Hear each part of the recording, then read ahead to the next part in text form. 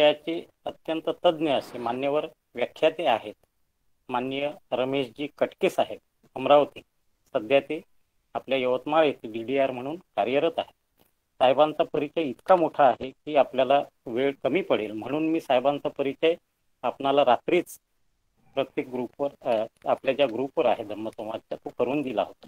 त्यामुळे अधिक वेळ न गवळता व्याख्यात्यांना जास्त वेळ देण्याच्या उद्देशाने मी थेट माननीय रमेशजी कटके साहेबांना आजच्या विषयावर आपलं मनोगत व्यक्त करण्याकरिता निमंत्रित करतो. सर्वांना मैत्रीपूर्ण जय भीम, नमो बुद्धाय. जय भीम. 8:50 झाले. 9:30 पर्यंत मला संपवायचा असा नियोजित आपला कार्यक्रम आहे. 1-2 मिनिटाचं मागोपुढे होऊ शकेल, त्याबद्दल पहिल्यांदाच मी क्षमस्व व्यक्त करतो. आणि मी कांबळे साहेबांना सांगितलेलं आहे की कधी फ्लो मध्ये माणूस कमी जास्त बोलतो. तर सर्व महामानव जे आपले आदर्श आहेत त्या आदर्शांना मी त्रिवार वंदन करतो. बुद्धापासून तर सावित्रीमाई, ज्योतिबा, शाहू महाराज, छत्रपती शिवाजी महाराज आणि सर्व पेरियार, कांशीराम, सगळे जे लोक आहेत त्यांना मानवंदना. आजचा विषय जो आहे तो आहे वर्तमान आर्थिक समस्या व डॉक्टर बाबासाहेब आंबेडकरांची सहकार व राज्य समाजवादी उपाययोजना. आपण अतिशय चांगला धम्मसंवाद हा कार्यक्रम आयोजित करीत आहात, त्याबद्दल सर एक विनंती आहे. मिडलला या, तुम्ही कॅमेऱ्याच्या मिडलला या, एक साइड. ठीक आहे. आता अगदी हो, ठीक आहे. आता अगदी ओके. तर धम्मसंवाद हा तुमचे आपण जो प्रोग्राम आयोजित करताय मागच्या 5-6 वर्षापासून, ही अतिशय अभिनंदनाची गोष्ट आहे, कारण हा 330वा संवाद आहे, 303 वा. त्यामुळं अतिशय महत्वाचा कार्यक्रम. याच्यापासून गेन बरंच काही होतं सोसायटीला आणि विशेषतः नव्या पिढ्यांना. तर आजच्या विषयाची मी सुरुवात करतो. सर्व जे आयोजक आहेत त्या आयोजकांना धन्यवाद देतो आणि आपण निरंतर असा कार्यक्रम आयोजित करीत राहावा अशी मी अपेक्षाही व्यक्त करतो. आजचा विषय वर्तमान आर्थिक समस्या व बाबासाहेब आंबेडकरांची सहकार राज्य समाजवादी उपाययोजना, या विषयावर मी माझं मत व्यक्त करेल. तर या विषयात जात असताना आपल्याला 2-3 गोष्टी प्रामुख्यानं डिस्कस कराव्या लागतील. पहिली गोष्ट की सध्या वर्तमानामध्ये काय आर्थिक समस्या आहे ज्याच्या सामोरे आपण आहोत, ज्याच्यामुळे आपलं संपूर्ण जीवन भेडसावलं जात आहे. या समस्याच्या विळख्यात आपण अडकलेला आहोत आणि हे का होतं असं, आज आपण आर्थिक समस्येमध्ये का घेरलेला आहोत. तर याच्या मागचं कारण हे एक समजून घ्यावं लागेल आपल्याला. दुसरी गोष्ट की बाबासाहेबांनी यावर अतिशय चांगला उपाय दिला होता, ज्याला स्टेट सोशलिझम ते म्हणतात, राज्य समाजवाद म्हणतात. आणि बाबासाहेबांचं जर एकंदरीत जीवन जर आपण बघितलं तर 1954च्या BBC लंडनच्या जी मुलाखत बाबासाहेबांची झाली होती त्यामध्ये बाबासाहेब सांगतात की माझ्या जीवनाचं तत्वज्ञान हे 3 शब्दाच्या भोवती गुंफलेलं आहे. ते शब्द लिबर्टी, इक्वॅलिटी, फ्रॅटर्निटी, स्वातंत्र्य, समता, बंधुत्व, या 3 गोष्टींनी वर आधारलेलं माझं सामाजिक तत्वज्ञान आहे, सर्वांगीण तत्वज्ञान आहे. आणि ते तत्वज्ञान मी फ्रेंच राज्यक्रांतीपासून घेतलं नसून ते मी माझ्या गुरुकडून, तथागत बुद्धाकडून घेतलेलं आहे. मग आता राज्य समाजवाद हा सुद्धा बाबासाहेबांच्या तात्विक बैठकीचा एक फार मोठा आधार आहे. त्याचा बेस कुठला आहे, तर या बेससाठी आपल्याला 2-3 गोष्टीचा रेफरन्स घेता येऊ शकतो. पहिली गोष्ट ही की बाबासाहेबांनी एक ज्याला म्हणून बेसिक कॉन्स्टिट्यूशन तयार केली होती, त्याला डमी कॉन्स्टिट्यूशन हे म्हणतात. ते आहे स्टेट्स अँड मायनॉरिटीज, राज्य व अल्पसंख्याक.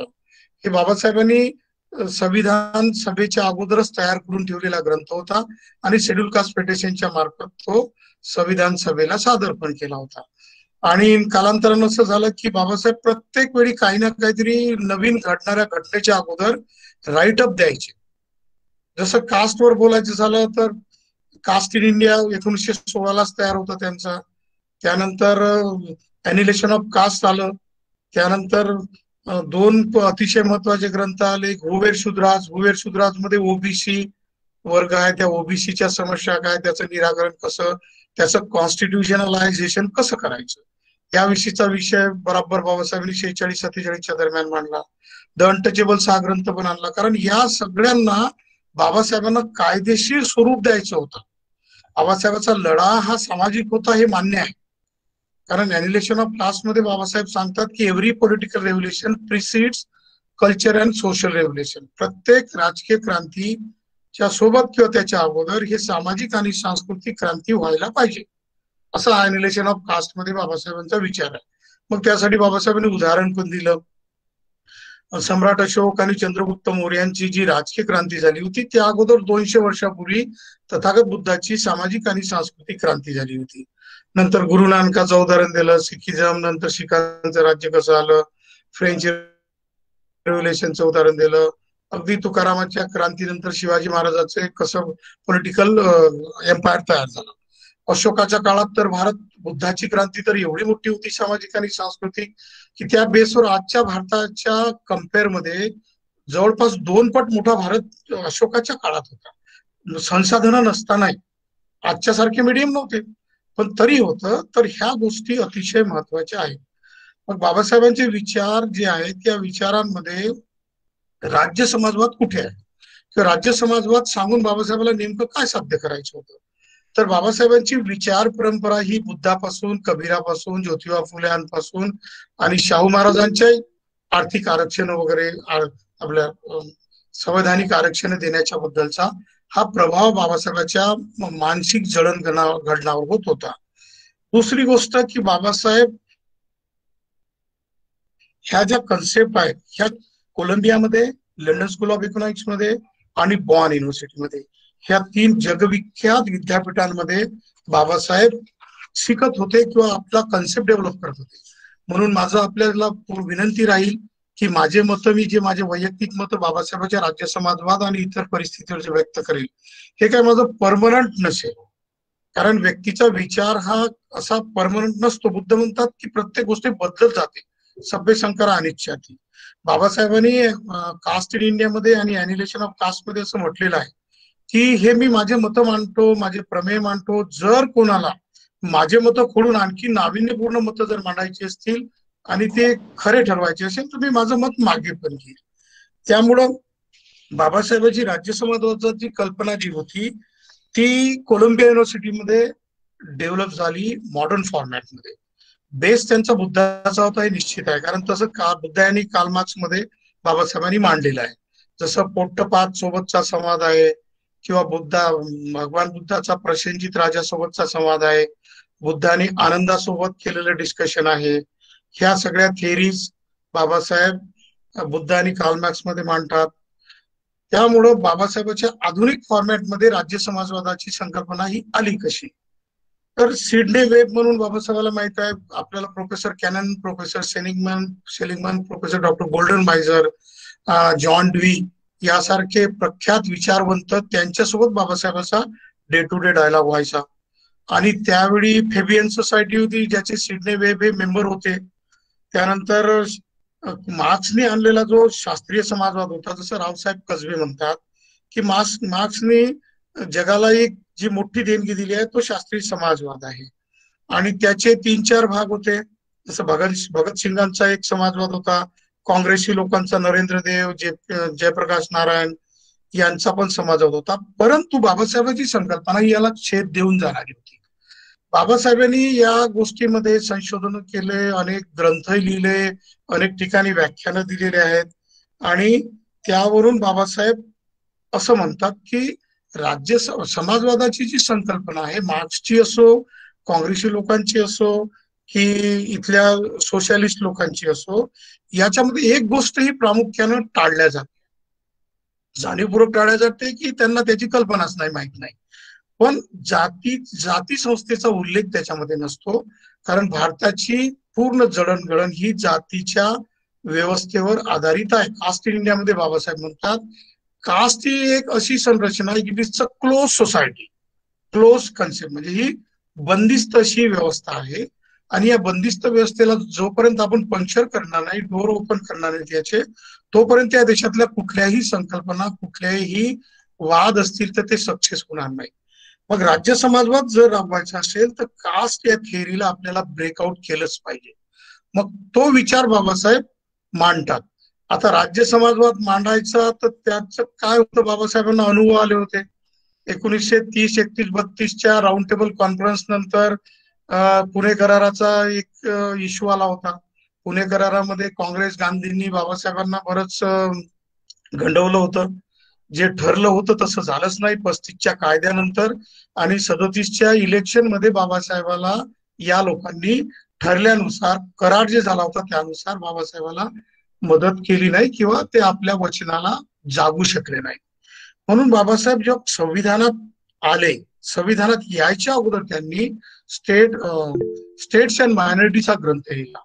आणि या ग्रंथामध्ये बाबासाहेबांच्या राज्य समाजवादाची खरी कल्पना आहे, जो की संविधानामध्ये परिपूर्ण त्या बाबासाहेबांच्या आयडिया आलेल्या नाही आहेत. कारण बाबासाहेबांचं म्हणणं होतं की जर आपल्याला राज्य समाजवाद जर आणायचा असेल, आणि संविधानाचे 2 मुख्य मॅन्डेट बाबासाहेबांनी दिले आहे माझ्या मते. एक असं आहे की बाबासाहेब म्हणतात की संविधानापासून 2 मुख्य मेसेज येतात. एक आहे to create a casteless society, आणि दुसरं आहे टू इस्टॅब्लिश एनलाइटन इंडिया, प्रबुद्ध भारताची निर्मिती. आपण चॅप्टर 3 आर्टिकल 12 ते 35 आणि चॅप्टर 4 कॉन्स्टिट्यूशनचं आर्टिकल 36 ते 51 हे 2 जर आपण गांभीर्यानं बघितलं आणि कॉन्स्टिट्यूशन असेंब्ली डिबेटचा जर आपण गांभीर्यानं अभ्यास केला, तर आपल्या एक गोष्ट लक्षात येतं की बाबासाहेबांना मुख्य सार रूपामध्ये मेसेज द्यायचा होता आणि कृती करायची होती. तर स्टेट सोशलिझमच्या मार्फत कास्टलेस सोसायटी निर्माण करायची होती, आणि दुसरं एनलाइटन इंडिया म्हणजे प्रबुद्ध भारताची निर्मिती करायची होती, की या देशातला प्रत्येक नागरिक हा लॉजिकल थिंकिंग करणारा असावा, तो प्रबुद्ध असला पाहिजे. हे रिच कॉन्स्टिट्यूशनचं द्यायचं होतं त्यांना. मग बाबासाहेब अगोदरच्या अनुभवानुसार एवढे ठाम होते की जे काही करायचं आहे आपल्याला राज्य समाजवादाचं, ते रूल ऑफ लॉ. आता अगोदरच सरांनी जे सांगितलं की कॉन्स्टिट्यूशनचं जे आपण सदर चालवतो त्याच्यामध्ये सॉव्हरेनिटी म्हणजे काय आणि कॉन्स्टिट्यूशन काय, तर ते रूल ऑफ लॉ आहे. कारण कायद्याच्या माध्यमातून ह्या गोष्टी झाल्या पाहिजे, हे एक थीम आहे राज्य समाजवादाची. आणि दुसरी गोष्ट की याला पार्लमेंट, लोकप्रतिनिधी, सुप्रीम कोर्ट ह्या गोष्टी या गोष्टींचा याला अडथळा येऊ नये. एक मिनिट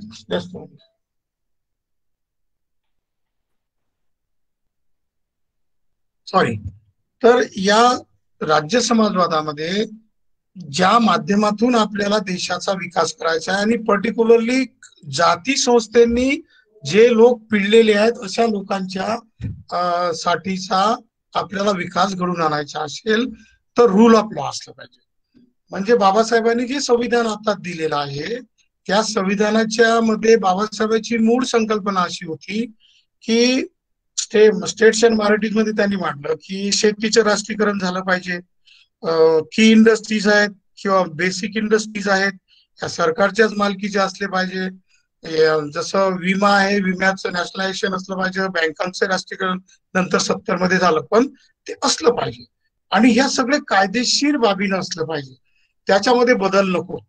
आणि म्हणून बाबासाहेबांचा असा हेतू होता की direct principle of state policy जो चॅप्टर 4, हे चॅप्टर 4 सुद्धा चॅप्टर 3 मध्ये आणायचं होतं त्यांना, म्हणजे फंडामेंटल राईट मध्ये आणायचं होतं. जसं आता बेसिक फरक आहे की चॅप्टर 3 जे आहे आर्टिकल 12 ते 35 हे आपले फंडामेंटल राईट्स आहेत, आणि आर्टिकल 4 आर्टिकल 36 ते चॅप्टर 4 आर्टिकल 36 ते 51 directive principal of state policy आहे.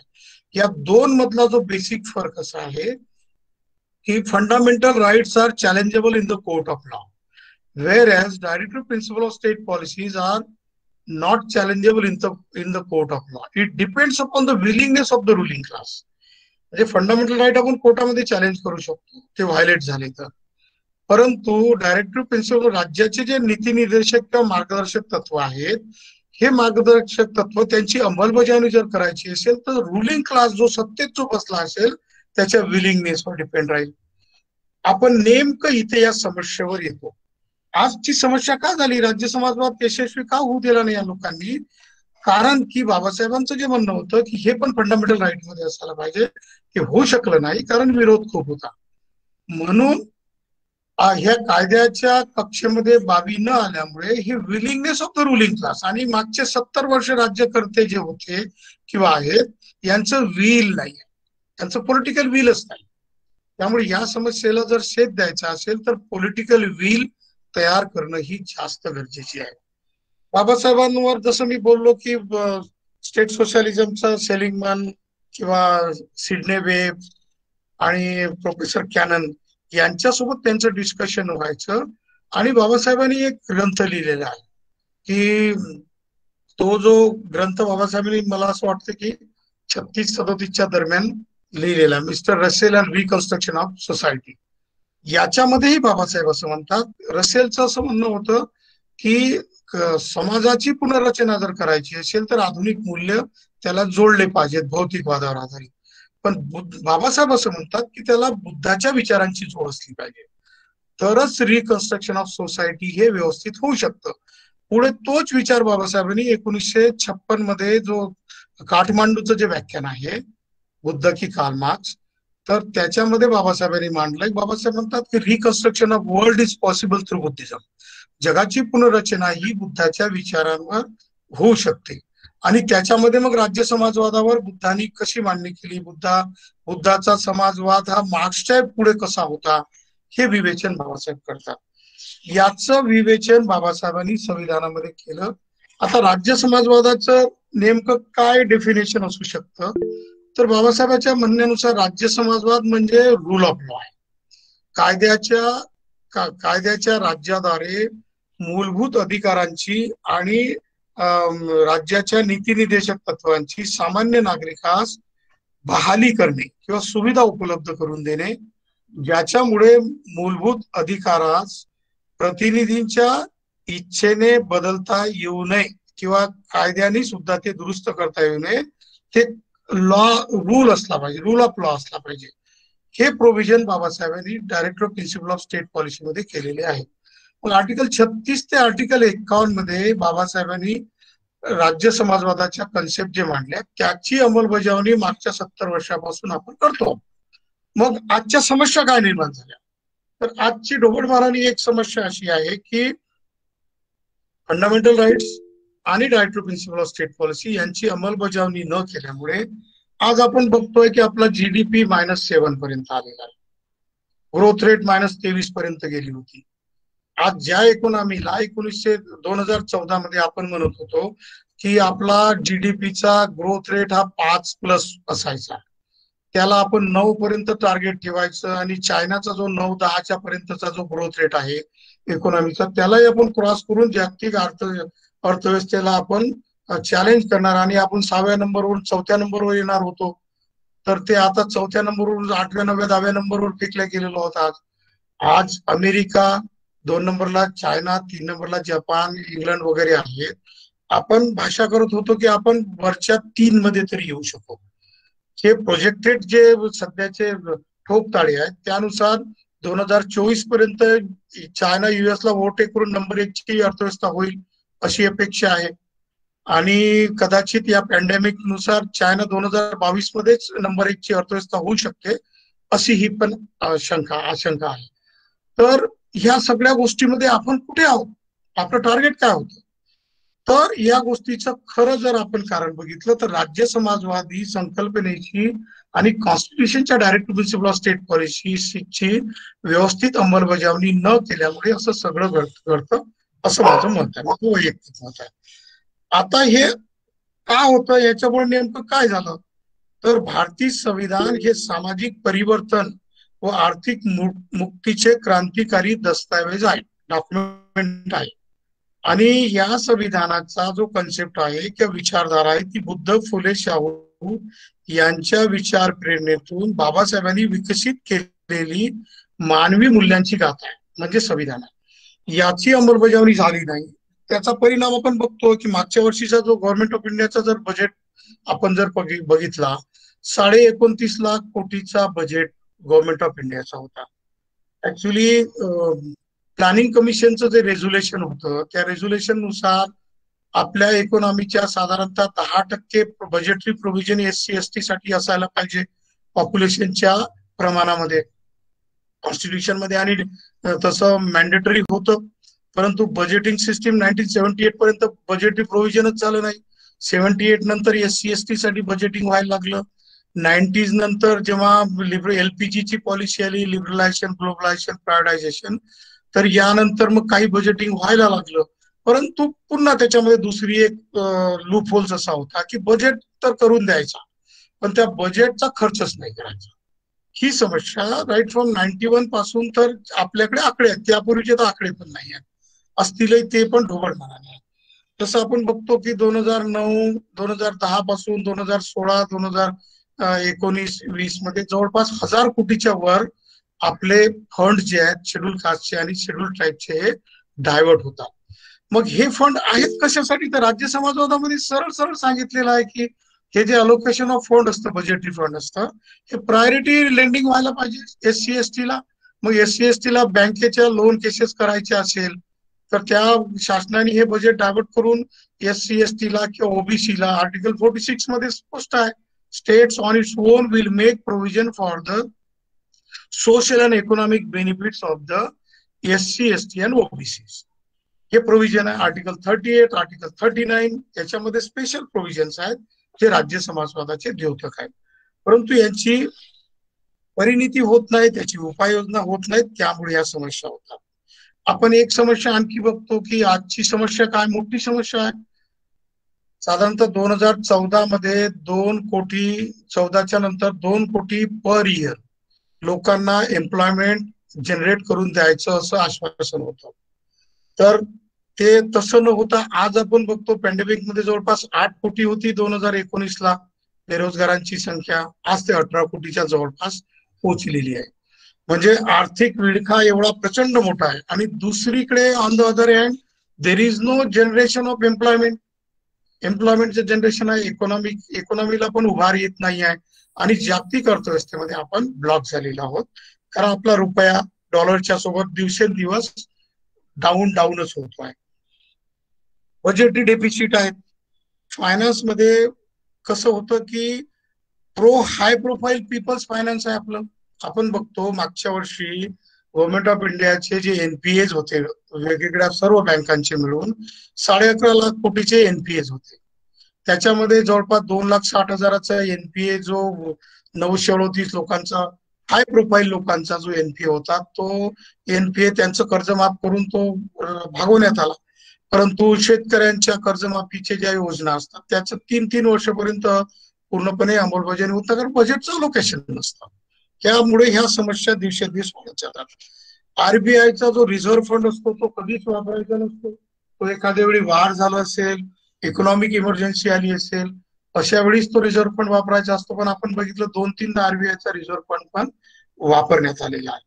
आणि पब्लिक सेक्टरला सेटबॅक बसतो, कारण प्रायव्हेटायझेशनचा वारा आलेला आहे. या सगळ्या गोष्टीमध्ये आणि आताच्या कोविडच्या माऱ्यामुळे आपले सगळे इकॉनॉमिकचे ठोकताळे होते की अंदाज होते कोलॅप्स झाल्याचे आपल्या दिसून येतात. याचे परिणाम सोशल जास्त आहेत.